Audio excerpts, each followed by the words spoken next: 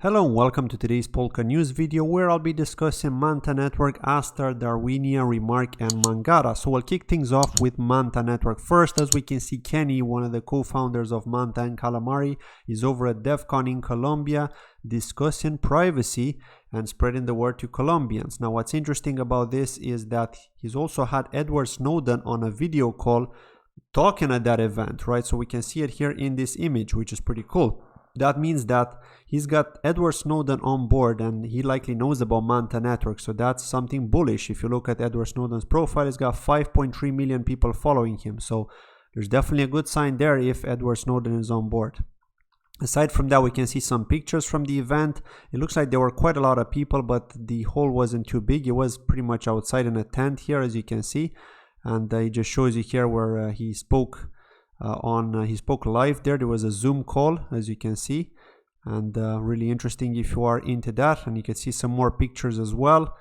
So yeah, not a very huge tent, but enough people there, right? Considering that at other events we haven't seen that many people due to the bear market conditions.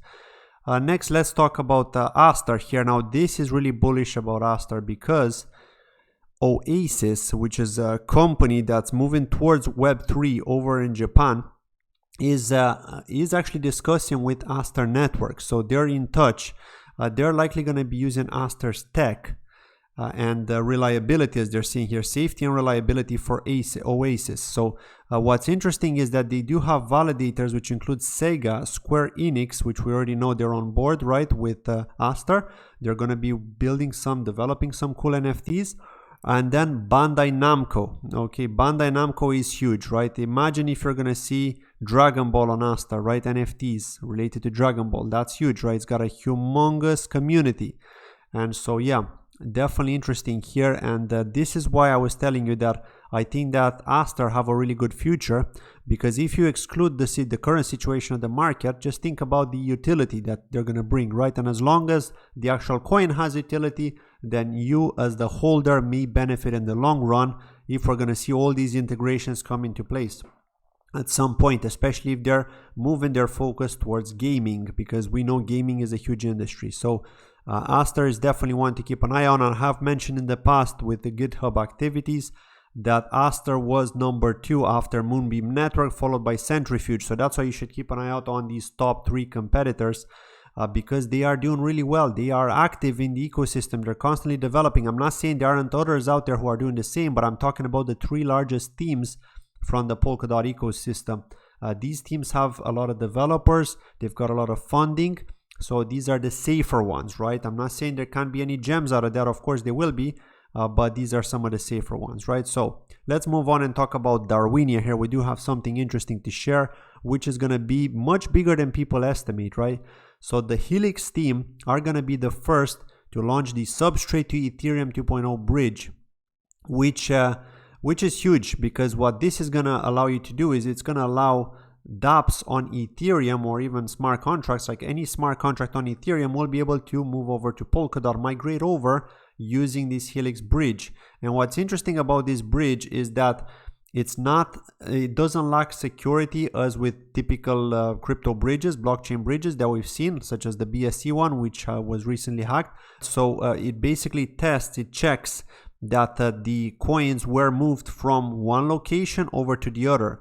So it'll always have that mapping, right? It's not just going to be moved. You're not going to be moving your coins into some address which could be hacked, and then from that address over to the destination. It's not going to work like that. It is going to be different. It's going to be locked into the origin, and then you're going to have another version on the destination, so that there will be no exploits between these 2 bridges. At least that's my understanding of it. But if you know more, let me know in the comments below. But the idea is that it's a light-based client type of bridge, so it is going to be different than what we're used to. So yeah, we have to see once Darwinia Smart Chain announced the launch of this, and we can actually use it. Here it says roots and asset bridges from ETH 2.0 to Polkadot and Kusama. Parachains is coming soon, so it's not something that's there yet. But once this will be live, I think this is going to be huge, right? And think about that. You're going to be opening up that doorway to Ethereum. So we'll have to see how that's going to play out. I think that's going to be huge personally, but anything could happen because this is crypto at the end of the day. It's all about utility. It's all about the use case, and it's all about adoption. The other thing I found interesting here is with regards to this GitHub weekly development activity from Proof of GitHub, who have said that Polkadot had the most GitHub activity, then followed by Kusama, and then followed by Cardano.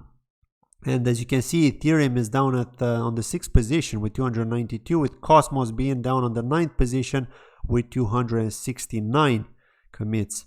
So that's a lot of commits from Polkadot and Kusama, and it just shows you that there's a lot of stuff going on there, and I'm really hyped up about this because it gives us more trust than we expected, right, in the ecosystem. So definitely bullish, and I'm really happy to see this, because if there's development activity, that means there's going to be great stuff happening. And we know there are going to be a lot of updates this year, because we have watched that video where I was discussing the Polkadot roadmap, right? And if you haven't, you probably read the article and you're well aware of what's going to happen. So let's see how things progress there.